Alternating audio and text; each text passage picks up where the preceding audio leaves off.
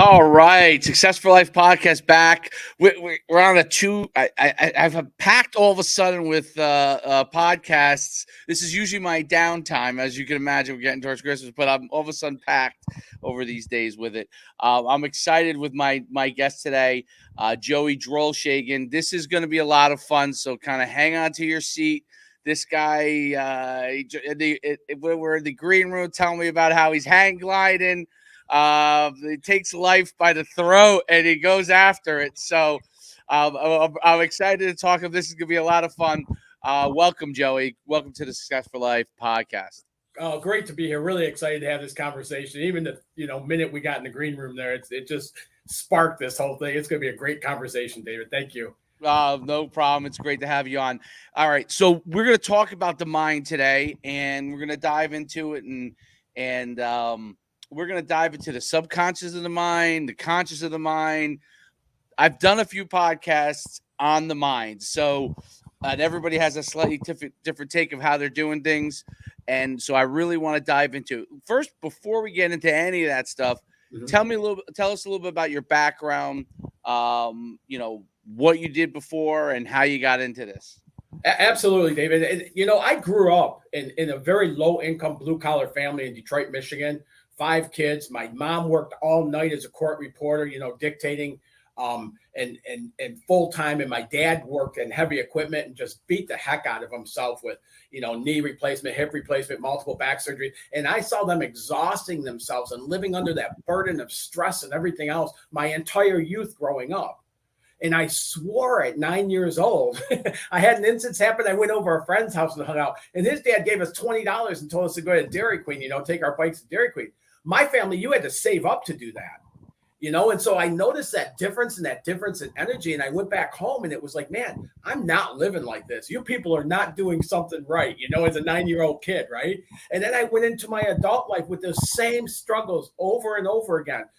I struggled financially, regardless of my income. Life had to be stressed. If something came easy for me, I thought I was doing something wrong.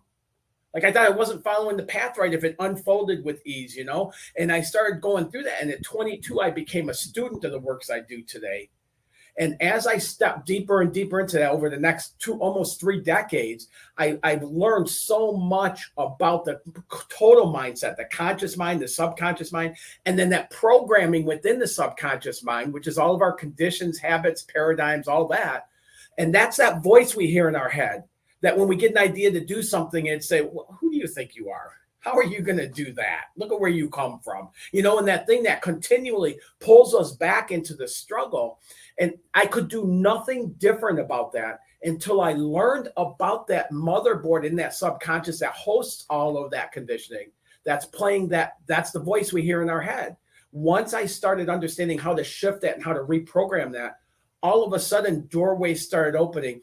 And I built a career coming from a family like that. I built a career in an executive vice president position, building massive territories, leading organizations that were in bankruptcy back into profitability within record timing and stuff. And like, if you ask me inside of myself, I'd tell you, I can't do that.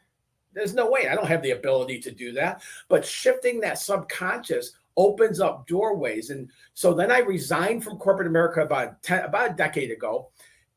And I went off on my own, and it was helping people transformation, helping business owners, realtors, people in personal transformation, personal development, to really get that mindset in alignment, that conscious mind of where we focus on in alignment with that programming, because it's in the subconscious that triggers our brain waves and tells us which actions to take and which ones not to take because of fear, doubt, and worry, or why we're not that's not possible for me to do, so then we don't take that action and stuff. And so understanding the knowing is in our conscious mind of what we want, and that's often so far out of alignment with what our subconscious programming is playing to us over and over and over, and that's how that disconnect comes in.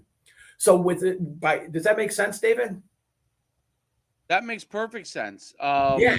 And so what was the impetus for, taking yourself from saying, hey, I grew up, a certain way. I grew up in a similar fashion. Okay. And divorced parents. Mother financially still struggles.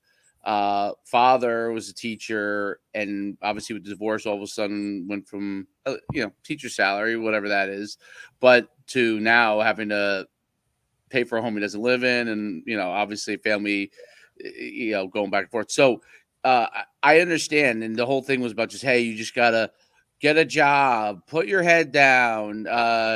Um, this is how life is, like, kind of thing. And even though I was a great athlete as a coach and stuff, because that's what he was, he'd be all about, hey, doing the best you can, and you could be anything you want to be. But you would see that, and he was that way as a leader.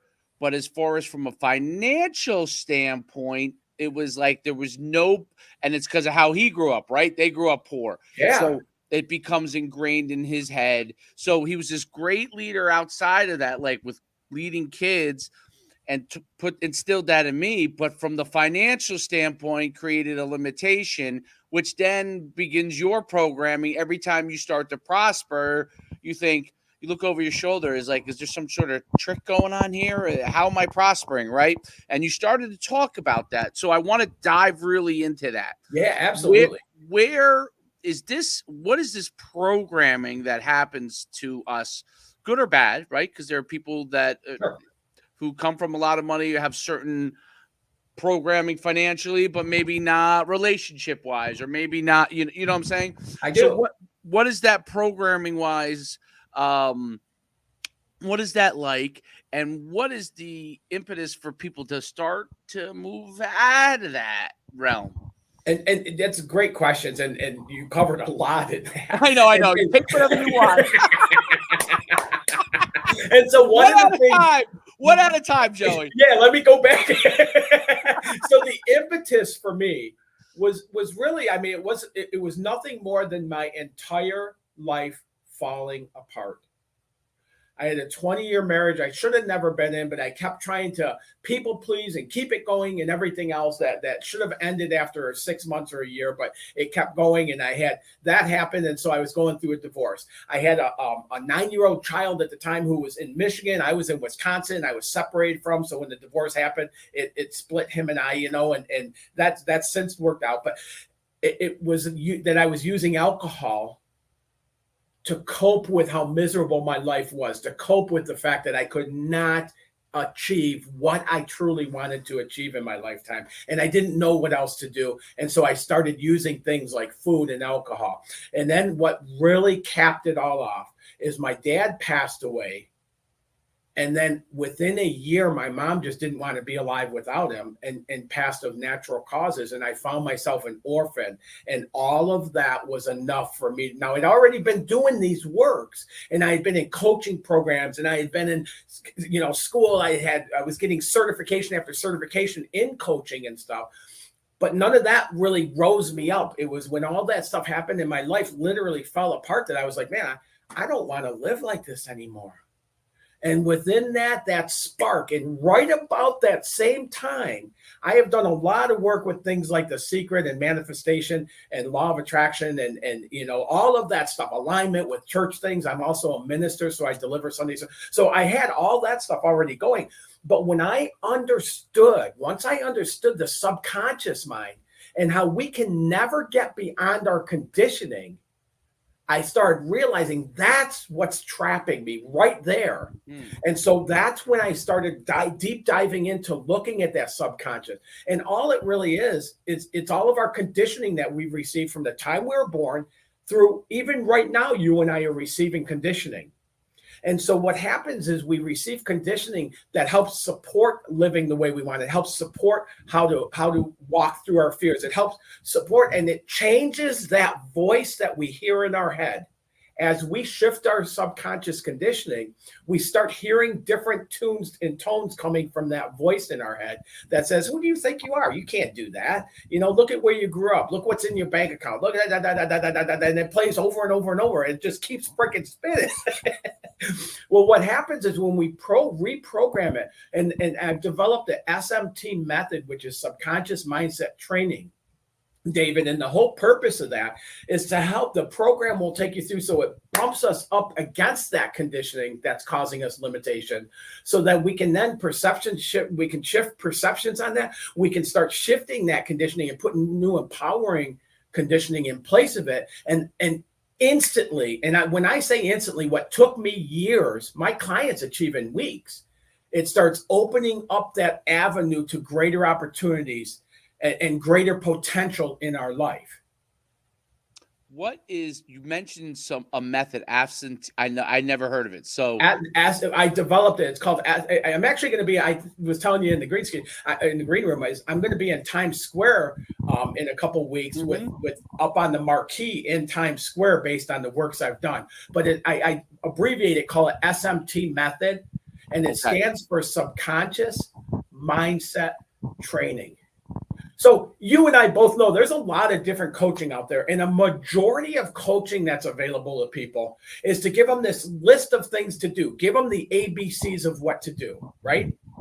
And then what we do is we supposedly carry out those things, and you have accountability, somebody pushing you to take those actions. And then you're supposed to achieve this great life change. But what happens in that is people are following these ABCs that are put together by somebody else, and it doesn't lead them. It leads them to such minute changes in their life. I tell everybody I work with, David, I don't know your pathway, but I'm really freaking good at helping you identify that and then develop systems of accelerating habits that help launch you into living that life of that. Very interesting. So the habits you're talking about, what are some of the habits that people have to start to form, right? There's, I'll make something simple up for, so changing my diet, right? Going from, I love cheeseburgers, okay? And it's like a weakness. And because I love cheeseburgers, I could go 4 or 5 days without them, but the 5th day, 6th day, I have to have a cheeseburger, right? Into it. Right. So now I formed some good habits, meaning I there's a salad place that I get chicken in there and a bunch of things to kind of replace that habit as much as possible. So it's now ingrained in my brain after doing this for several months that, hey, did you have a salad today with all the stuff I like in it? I like say I have kale and I put a whole bunch of good stuff in it. But it really has made a difference. So in order to do that, I had to form a habit, right? So I had to kind of get that reprogramming, because instead of going to Wendy's to get a cheeseburger for lunch, I go and get a salad most of the time. Now, I don't want to starve myself of some reward. So every once in a while, I might have one once, just so I enjoy it. Sure. But I can enjoy it a lot more as opposed to the bad feeling, because I'm doing it every day. Was doing it every day, right? So when I do it, I know, hey, I'm going right back to having what I normally do, my salad the next day, and not letting that dive into, which is the key thing in the conscious mind, one cheeseburger that day turning into 5 days in a row of cheeseburgers and getting away from my habits. Reason why I bring it all to this is saying the habits forming in the subconscious mind. What are some things people can do to form habits that create things in their subconscious mind so it triggers some of the things you're talking about? Yeah, and one of the things I'll tell you with that is we are so often conditioned that if you want something, you got to take massive actions towards it, right? You got to be willing to trade some things off for what you really want. Robbins. That's Tony Robbins, right? I don't associate a name with it, but I do. I completely differ from that, because what that does is it causes us exhaustion, and it causes us to start using things. And so all of a sudden, somebody who wants to eat healthy feels like I'm doing all of this. I'm not going to sacrifice that. I'm going to eat that burger every single day, because damn it, I deserve it. And what I do is I help people, take one single action into what they want to achieve, something in that direction. Somebody who's a couch potato who wants to run a marathon. All you have to do is go out and take a 5-minute walk, and that will lead to a marathon. And that's what I mean by systems of accelerating habits, is we do one thing and that leads to the next thing. You eat one salad instead of a burger, and it starts sparking that vision of how we want to be and how we want to live and how we want to be. Ultimately, we want to live in balance. We don't want to spend our whole life on the couch. We don't want to spend our whole life trading our entire life away to have the things we want. So when you start developing this and you start stepping into that, it's really based on this theory of leaning into what feels good. You know, I was just talking to somebody the other day and we were talking about food. So I'll use the burger one, although it wasn't about burgers. And it's like, you know, to have a burger every once in a while, man, it feels really good. It's like a treat, right? It's like, man, I love that grease feeling and that, you know, I mean, like the mixture and everything else and stuff. But if I do that for 3, 4, 5 days in a row, it doesn't have the same feeling it had that one day. So when we start understanding that and we leaning into what feels good, and at the same time, we have a process to help us. So everything I work with, David, begins with what I call a dynamic vision. And I have road mapping tools. And I have helped organizations that were in bankruptcy to get back into profitability. And when I say organizations, I mean like $150 million corporations get back into profitability within months, get new ownership, customer retention, everything it's a miserable life to lead a company through that. And to do it more than once is insanity on my part, you know, but I've also helped so many business owners and realtors and people who want to achieve things. I work with a company right now who's identifying the #1 basketball player in the world. So I'm getting to work with these basketball players and get that mindset shift going, get them beyond that point of looking at life of why they can't because of where they grew up or because of the opportunities. They didn't get to go to college and get noticed. They didn't get, you know, these opportunities and stuff. So their subconscious mind will cancel them out of that into opening up that champion and bringing that champion out. And I'm telling you, you see the difference on the court between these guys who are floating like Michael Jordan did up and down the court and the guys that are out there putting in extensive effort and exhaustive actions and everything else trying to make it happen, you know?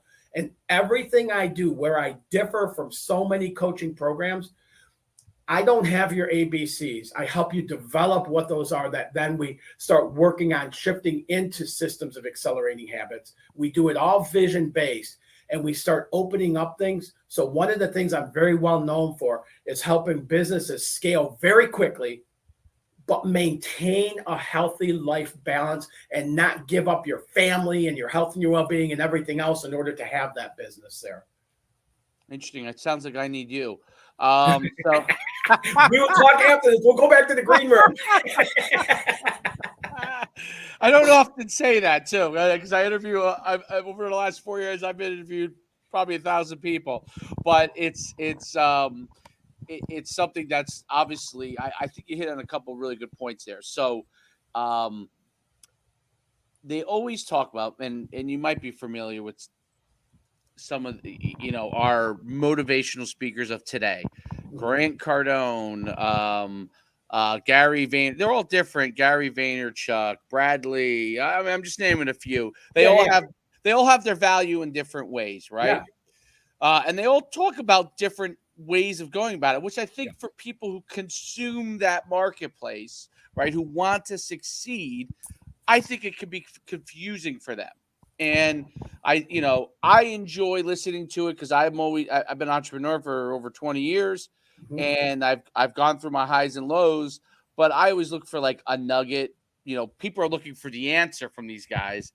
I really look more for a nugget that might help me in my daily, that can help. You know, I don't put all in. Like there are people, I look at the comments, people are all in on Gary V. Like Gary V, like they think it's the gospel, and he's not the gospel. He's really take away a good nugget that might help you.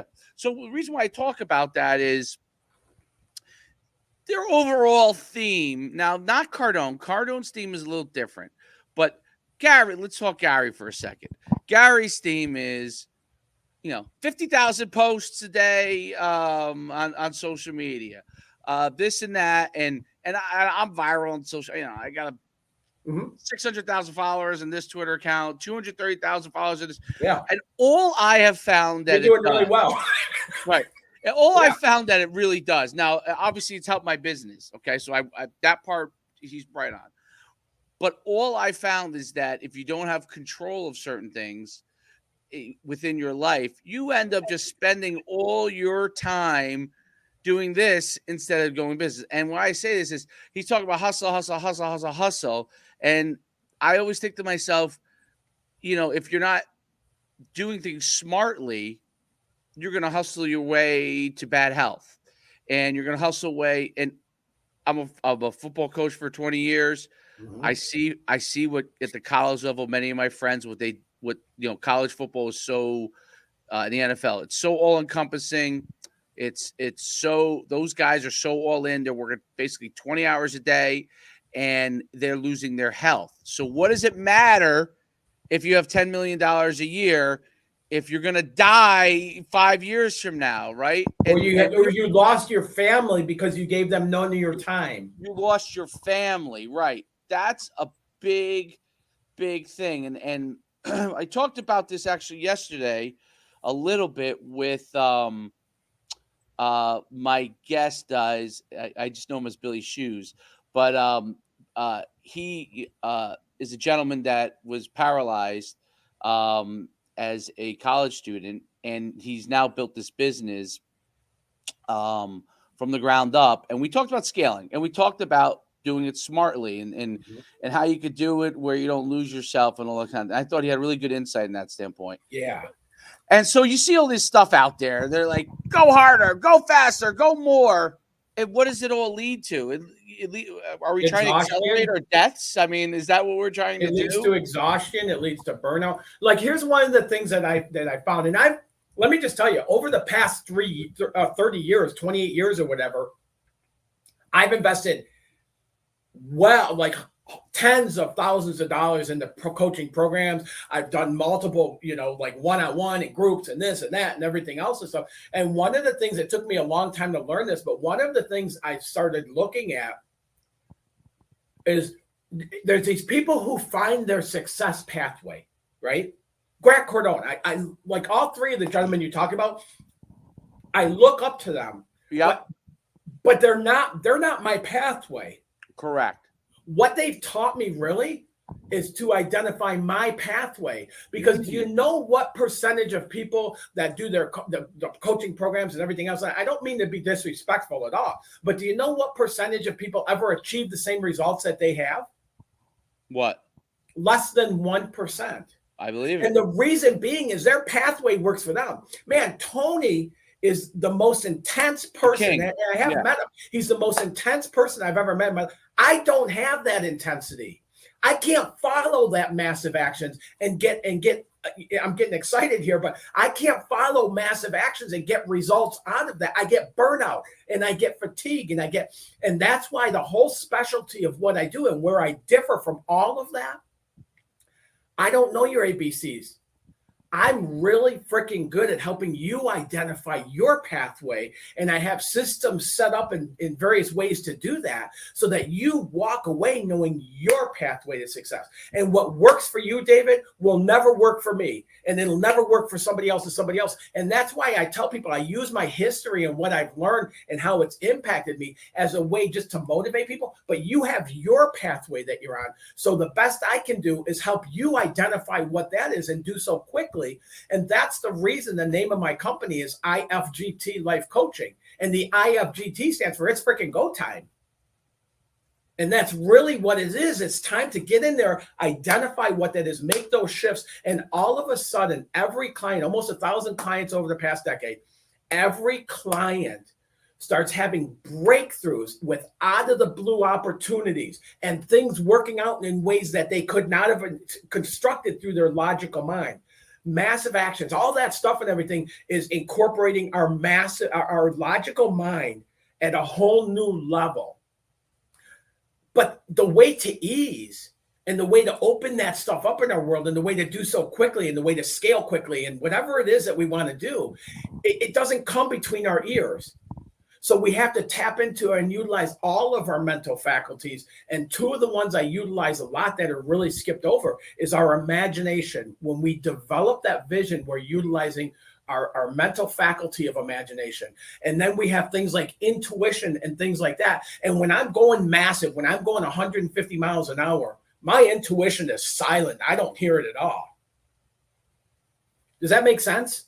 Yes. So And when I was trying to first are we started trying to developing, bring out our intuition? We're trying to bring out our ability to find our path, and that's I mean, how, like, so what's confusing to me, I guess, is yeah, the bringing it out, right? So, and identifying like which way you're going to go, and knowing, you know who you are, you learn about what your strengths and your weaknesses are. Those are all obviously important things. Translating that to getting out of your limiting mindset. Everybody has different limiting mindsets. How does, like, beyond, like, I could start doing habits that works. yeah, Is you can. there any like technique that you may use that's different than anybody else out there? Yeah, I mean, and it's not just what I use in the tools. The SMT method is standalone as far as the way it's put together. And I've had mentors like Mary Morrissey, Bob Proctor, and things like that. So it's an accumulation of all of this growth. Some Tony Robbins things and stuff like that, that intensity and stuff, and how we tap into that stuff. So when you look, everything is an accumulation of what the best way of doing it is, but also the easiest avenue to achieve it. So when you and I were talking about that burger, right? And so one of the ways we change this now, David, so many people I come across, and I'll say to them, what's your greatest desire for your life? And they go, I don't know.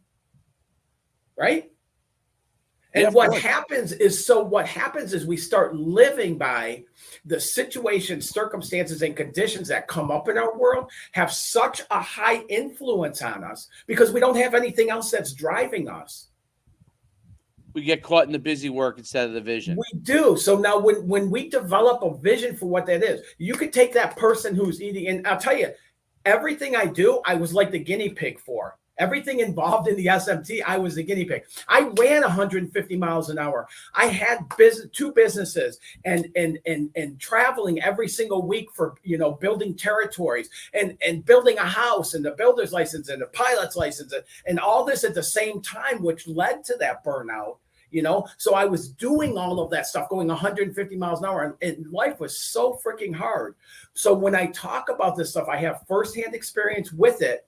I have the experience of shifting that into how I get to live today. And I have the experience of taking 1,000 clients through this over the past decade and seeing their life completely transform into this.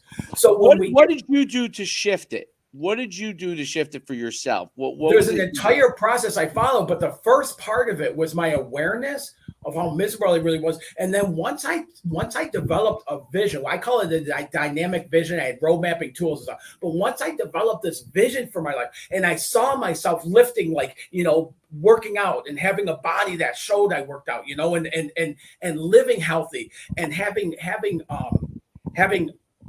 moderation in my life, having time for downtime, having things that I enjoy. What do I want? Where do I want to go? What kind of things do I want to do? The hang gliding is one of those. So is fishing and motorcycling and jeeping and all the things I do. I live my passions in my life. So once we get a vision for that, then all of a sudden, as we start opening up that vision, we're going to bump up against that conditioning, right? Because all of a sudden it's going to be like, well, who do you think you are? You can't jump off a 2,000 foot mountain with a hang glider. Like you're too afraid to do that. And all of a sudden I'm doing that, and so it bumps us up against that so that we can shift that and put new empowering programming in place of it.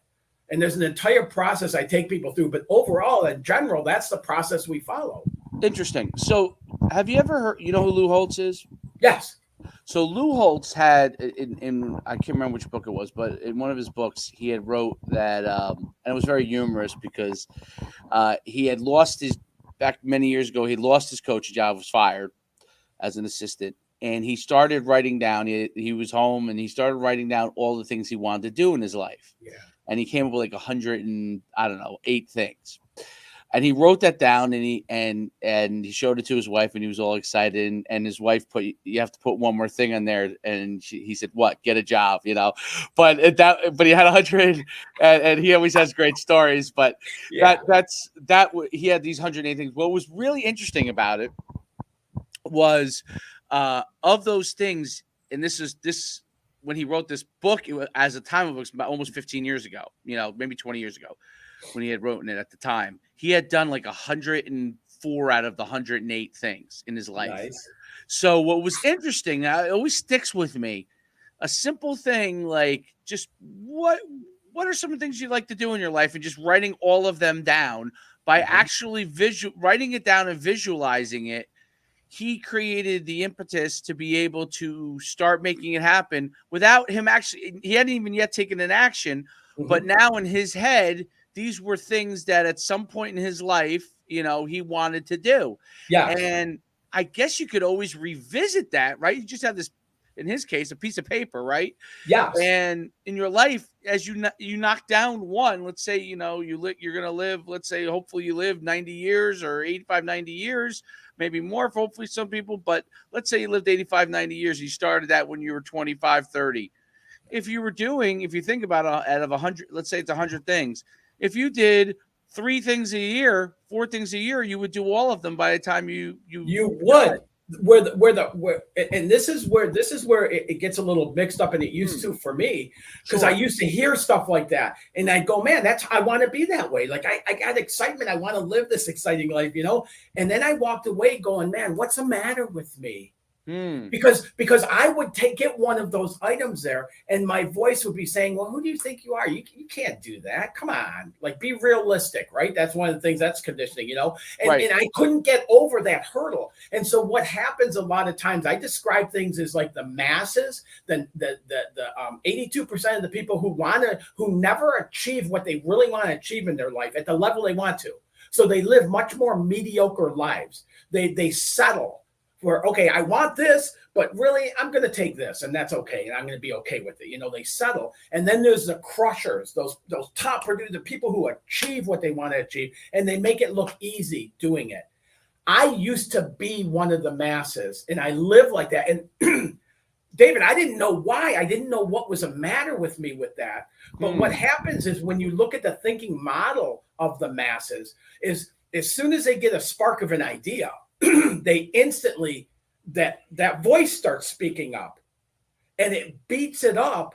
And then so when they go into the thoughts of what they want to do, they're almost trying to overcome their own thinking. They are trying to overcome their own negative thinking about it. They have no feeling tone going into it. And most people's desires die right then and there in that feeling tone without having a single action taken in it. And that's what I experience, and the clients I work with experience in whatever area they're in, where they're stuck, over and over and over again. And it's that subconscious conditioning. So once we go in there and shift that, then what you're talking about works perfectly. And I'll tell you, I went off my first mountain launch with the hang glider, and I recorded it, and I stood up there and I said, man, I've been wanting to do this for decades. Fear has stopped me. No more. And then there was another camera that shot me literally running off of that ledge with a hang glider, and the launch and everything else and stuff like that. And so when we look at those things, it works great if you're on that side of it, if your conditioning is built for that. And some people have, if you look at Donald Trump's children, they've had different conditioning than what guys like you and I have had, right? So they're more in line to be able to do. They may be miserable in relationships or miserable whatever, but they're more in line with aligning with that because of their conditioning. So if you have that right conditioning, that's perfect. Where I come in is if you don't have that natural lineup of conditioning, you can take what you have and build it into that very easily and very quickly to where you're experiencing life like what you're talking about right there. That's where the benefit of what I bring to the table is. That's amazing.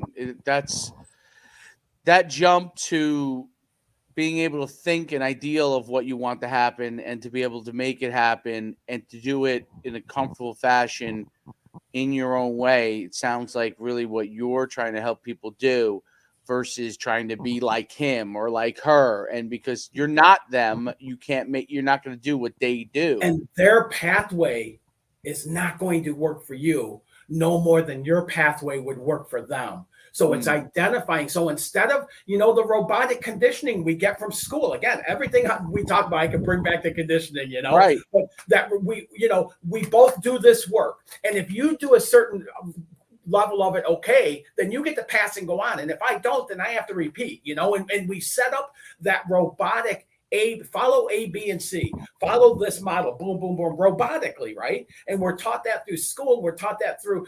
I give leadership seminars, like multi-day leadership seminars. I'm doing one for the for the local government down here where I live right now, and it's a 7-month process. And it's amazing how many leaders are taught to be leaders by following somebody else's system and processes, if I were doing it, rather than tapping into their own internal resources and bringing those outwardly. When you look at Patton and you look at the people who have changed our world from a leadership, they didn't follow what somebody else told them to do. They brought those leadership abilities from the inside out. And that's what all this is, really. It's going within and tapping into that. One of my favorite quotes in the world, and I never say it right, is by Marianne Williamson. And she says, our fear is not that we're powerless. That's not our greatest fear. Our greatest fear is how powerful we really are. And we have the capability within us to identify and shift that conditioning and experience a life completely different. We have the power to experience life at the level of our desires do, like the crushers do. We all have that, but we're afraid of it because of the conditioning. So having something that opens up that conditioning, can you see how that would naturally lead you to developing your roadmap to success in life? Yeah, it makes an enormous difference. You could create the roadmap because you get out of your conditioning. Otherwise, you can't even create the roadmap. You're actually limited as to what you can begin to even start to make happen. You've got to be able to work your way out of that. It's fascinating stuff. And I could talk probably about this for 50 hours with you. Me too. Let's do it, man. Let's do a marathon. I have 9,000 questions more. But it's fascinating. I wanted to conclude with this. When you made your transition, what was in yourself that you feel and realized, hey, I'm starting to get there? Like, what was, so people can understand what you start to feel when you start to get there? And everybody will feel something different, but there has to be some sort of common feeling as human beings when we start to get where we want to be. Doesn't mean it's always going to stay that way, because we have to work to make that happen. But what is that feeling like? What is that? Yeah, before I answer, I just have to say we don't have to work. Oh, okay, good. All right. Actually, I'm glad you pointed that out. Actually, part of the thing we got to do is stop freaking working so hard. That's what keeps it going and keeps the conditioning alive and well and give it more power and everything else. Is, each time we do a massive wait. So you're telling me not to work hard? Well, think about this. To utilize your imagination isn't work, right? It's shutting off the logical mind. It's giving it a break. So instead of figuring out everything you have to do and the strategy and the to-dos and the exhaustive to-do list and everything else, instead of doing that, give it a freaking break. And instead come up with what it is, what's a vision for how you want to live life. Forget how you're going to do it for a moment and just get into identifying what that is. You're bringing so much more power, which most people don't do, is to identify what is that vision. So even that is less work. And then as we go from there, and if we slow down our pace, instead of living through logic and figuring it out on our own, and think about how little power I have living through my logical mind versus all the other avenues of intuition and everything that's available to me. And if I'm using this, I can't get that. Because the louder this gets, our intuition is only as loud as our willingness to listen. I can't go 150 miles an hour and hear my intuition. I can't be building my strategies and my to-dos and all of that and my avenue and everything and still hear my intuition. I got to slow that down. So it really is slowing down. And one of the things, and most of my clients have such a hard time with this, David, but it's awesome when they get it. And this is an avenue how you'll know and be able to identify. is things will start showing up. The results of what you want to achieve will start showing up easier. There's less effort. There's more of a flow. We hear all the time about the, in a canoe, and we can either go with the flow, or we can paddle uphill, or paddle upstream, rather uphill, paddle upstream, and it really is that in application. You'll know when you're doing it because it'll be like you're in this flow, like things will just start working out. I have so often that I'll overhear somebody at a coffee shop, and we all do overhear something. Well, we don't all do it. I got to slow down to do it, to hear it, or I'll catch something someplace, and it'll have or somebody I'll be talking to, and they'll bring up something. I'm going, oh my God, I was just looking at how am I going to do that? You just answered it. Things will start showing up easier. Now there's that side of things, but until we do something about the conditioning in what I call that motherboard in the subconscious, we can only go as far as that will allow us to, as far as that voice in our head will allow us to. So we got to do something to shift that conditioning in there. And again, what's taken me 3 years to figure out that's included in the SMT method now, my clients are achieving that in weeks. That's incredible. It is. It really is incredible. And I think about this as far as from a methodology, right? So, and this contradicts what people have told you your whole life, right? Yes. Almost everybody, right? And I think that's the beauty of it. But it completely contradicts how people, and you hear this everywhere. Keep working, and something's gonna happen. Like, what do you mean? If you do it long enough, it'll bring about change. Right. 10,000 hours, in order to become an expert. Malcolm Gladwell. It's true. The problem is the change it brings is exhaustion and burnout. And then seriously, to the point where people don't, like, I work with a lot of realtors, and they get all this stuff of all these things they have to do and everything else. And they get to a point of going, I don't even want to be in real estate anymore, when they have this huge passion in their heart to help people find that home for their family and everything else. And they're really connected when they get into it. And within a year and a half, they're like, man, I can't do this. This is too much.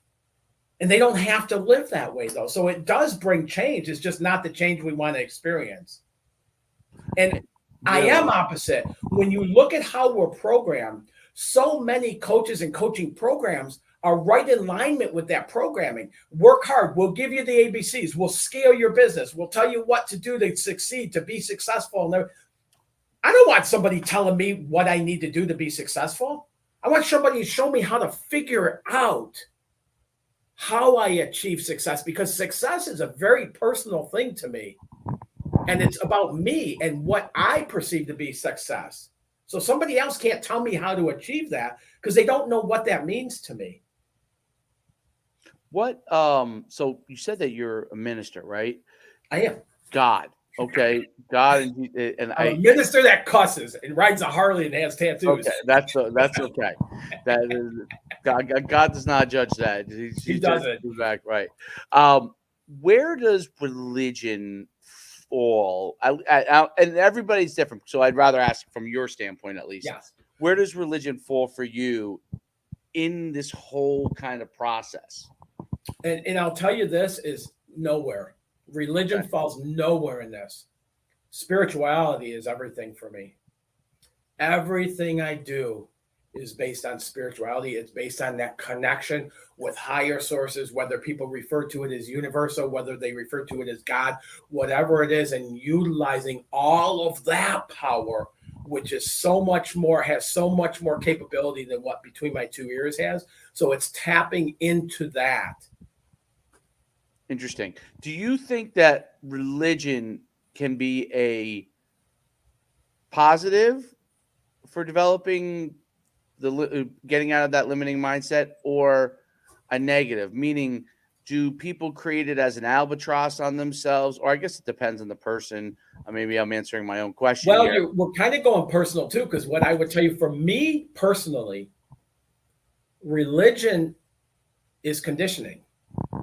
When I go and somebody tells me how to think and how I should put things in order and how I should pray and how I should do, there's a lot of times, David, when I don't go to church on a Sunday or things like that. I don't go do a service if I'm not speaking and things like that. And I'll get in my Jeep and I'll go sit in the woods in the forest up on the mountain, and I'll have service right there. I'll just take that time to be. And there's times when I'll get on the motorcycle. There's times when I'm hang gliding. I'm very prayerful right before I run off that top mountaintop. I'm sure. And so it's avenues like that for me where I found, again, for me, religion is conditioning.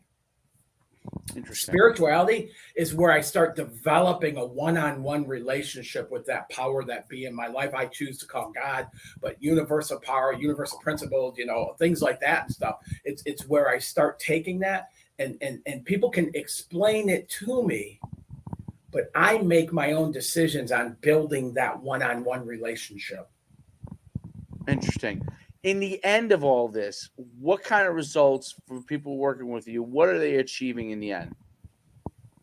Complete breakthroughs. Now, one of the things I'll tell you is I have 100% money back guarantee. If somebody works with me, whether they come to me for business, personal development, whatever, and everything is personal transformation. Even people I help in business that are staunch business people and stuff going, forget about that personal development. I want business. And I know it's all that. So but incredible breakthroughs. We come out of the gate developing that vision, and then, like I said, I guarantee people that we start moving and opening up that vision in our life, shifting that subconscious conditioning, and doing so within a matter of weeks. So people, when I work with people, they have a 100% money back guarantee that they're going to get results, or I'll give their money back. And I'll tell you, out of 1,000 clients that I've worked with, I've had one client, and she didn't ask for her money back, but the first week we worked together, she was in real estate, and she said, well, I need to send you every week what I've achieved, what I'm going to achieve at the beginning of the week and what I achieved at the end of the week. And so I go, I don't need you to do that. She goes, I need to do that. And I go, okay. Well, then the second week, she called me. She goes, I need you to build a form that I need to fill out every day and send to you. And so, being young in it and stuff like that, and I want to serve, I go, okay. The third week, she goes, if I don't call you every day at 5:00 and tell you what I did that day, I need you to call me. And I go, you know what? This isn't going to work.